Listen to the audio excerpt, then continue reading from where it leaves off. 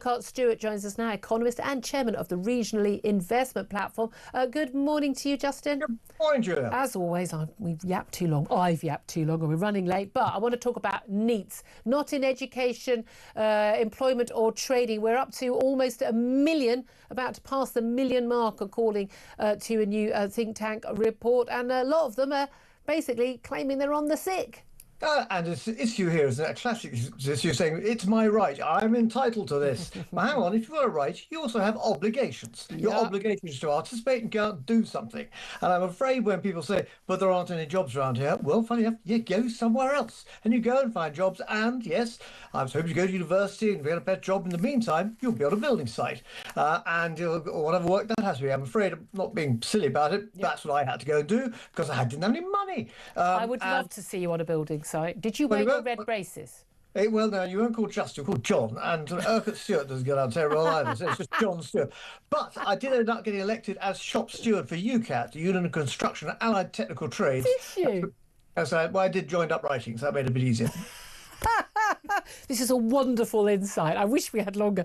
But the reality is, look, this is going back to, to levels we haven't seen for more than a decade. And an awful lot of young people just got out of the habit of work. They got out of the habit, frankly, of leaving the sodding house during COVID. Boris Johnson's still on my television screen, justifying what he did to young people during lockdowns and COVID. But the Resolution Foundation say the young are becoming increasingly detached from the workplace. But even when they do get a job, they're often working from home anyway.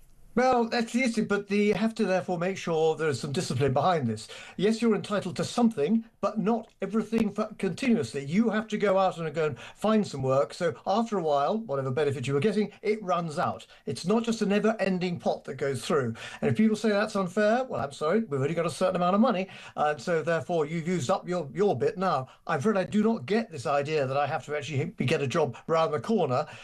Dear old, as we remember, a certain Conservative minister on your bike, and that's exactly what you have to try and do. I can remember in 2011 when we had those riots in London. I think David Lammy coming on my show at the time. He was the MP for Tottenham, and he was saying lots of young people around here and they haven't got any jobs. I mean, they're on a direct tube line into the West End. I passed 5 different cafes or, sandwich bars and coffee bars saying desperately needing staff. Why can't they get the train or the bus down into town and get a job? It's only a couple of miles. And, apparently they can't. And you just think, oh, come on. If you want to work, you can get a job. Here's the thing, though. I don't even think they should be entitled to unemployment benefit even at the beginning. I think it's up to parents to make sure your kid's got a work ethic. And if they haven't got a work ethic, you're going to be paying for them. I think that might focus minds more. I think much more. And you just go back, do you remember about 30, 40 years ago, that series, The Boys and the Black Stuff? That was when we were the labourers of Europe, go and get a job in Germany because you couldn't find to get jobs here. That's what you have to go and do. And I'm afraid you have to swallow your pride. You're quite right. Parental discipline, you have to work to go out and participate properly in society. I'm afraid our social support it's a safety net, not a mattress for you to lie on. And to be able to therefore go out and make sure, create some wealth. By the way, when you create wealth, you actually be able to create tax too. Tax does not create wealth. It's the other way around. It's the other way around. Well, as we now know, because we've got the latest UK government borrowing figures for September, it hit the highest level for the month in 5 years. More pressure on Rachel Reeves ahead of that budget next month. But public sector net borrowing rose to 20.2 billion for the month.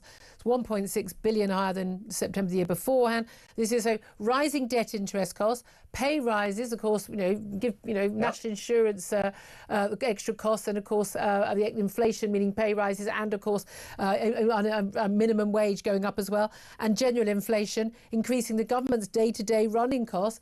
And, of course, our debt repayments going up.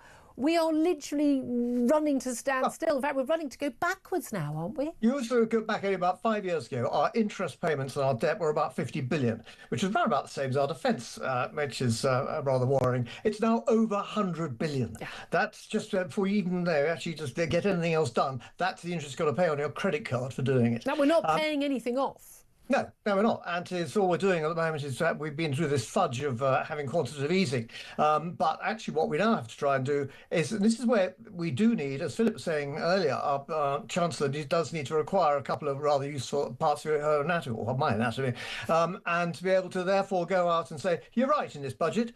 It didn't work last time. Items have changed, and therefore I'm changing, just as John Maynard Keynes, the famous economist, said, when facts change, I change. Do you? Yeah. And what you should say now is say, actually, I'm going to have to go back on what we said on the manifesto because all the other taxes are irrelevant. It's basically only going to be income taxes going to be one they can hit broadly. And don't go for a small amount.